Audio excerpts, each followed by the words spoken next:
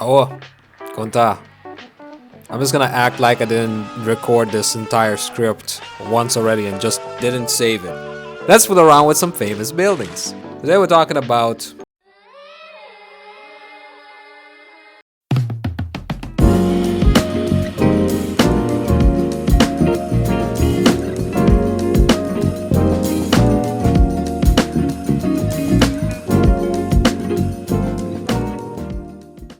the Kimbell Art Museum. What's up, fam? The building was designed by architect Louis Kahn and is widely recognized as one of the most significant works of architecture of recent time. It is especially noted for the wash of silvery natural light across its vaulted gallery ceilings. Located in Fort Worth, Texas, the Kimbell Art Museum is host to an art collection as well as a traveling art exhibition, educational programs, and an extensive research library. The initial artwork came from the private collection of Kay and Velma, insert Velma joke here, Kimbell. Kay Kimbell was a wealthy Fort Worth businessman who built an empire of over 70 companies in a variety of industries. He married Velma. Look, I'm a man of substance. Dorky chicks like you turn me on too. Who kindled his interest in art collecting by taking him to an art show in Fort Worth in 1931. They set up the Kimbell Art Foundation in 1935 to establish an art institute, and by the time of his death in 1964, the couple had amassed what was considered to be the best selection of old masters in the Southwest. Kay left much of his estate to the Kimbell Art Foundation, and Velma gave her share of the estate to the foundation as well, with a key directive to build a museum of the first class. The foundation's board of trustees hired Richard Fargo Brown, then director of the Los Angeles County Museum of Art. Upon accepting this post, Brown declared that the new building should itself be a work of art. After an extensive search, the commission was awarded to Louis Kahn in October 1966.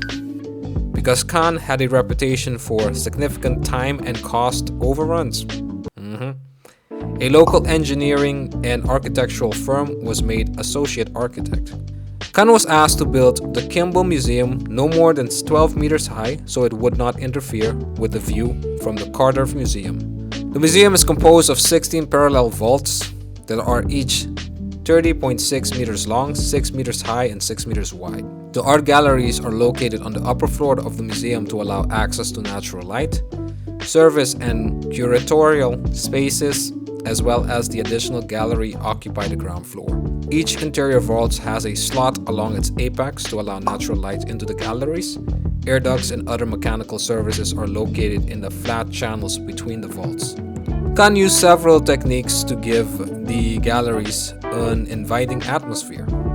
The ends of the vaults, which are made of concrete blocks, are faced with travertine inside and outside. The museum has 3 glass-walled courtyards that bring natural light to the gallery spaces. One of them penetrates the gallery floor to bring natural light to the conservation studio on the ground floor. Kahn's first design for the galleries called for angular vaults of folded concrete plates with light slots at the top. Brown liked the light slots but rejected this particular design because it had the ceilings 9 meters high, too high for the museum he envisioned.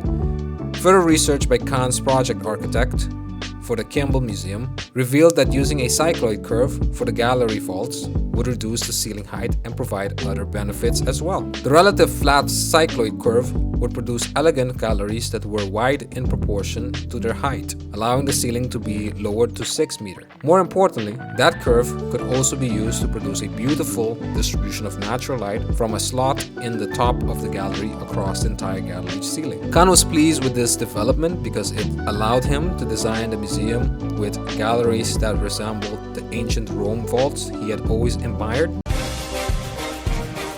True vaults such as the Rome vaults that Kahn admired will collapse if not supported along the entire length of each side. Not fully understanding the capabilities of modern concrete shells, Kahn initially planned to include many more support columns than were necessary for the gallery roof. However, Kahn called in a leading authority on concrete construction, August commandant, and he was able to use post-tension concrete that was only 5 inches thick to create gallery vaults that need support columns only at their 4 corners. The local engineering and architectural firm, which had been asked to look for ways to keep costs low, objected that the cycloid vaults would be too expensive and urged a flat roof instead. What?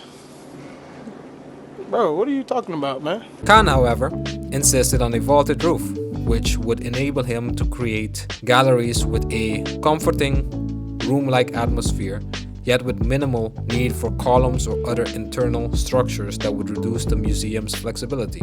Eventually, a deal was struck whereby the local firm would be responsible for the foundation and basement, while Commandant would be responsible for the upper floors and cycloid shell.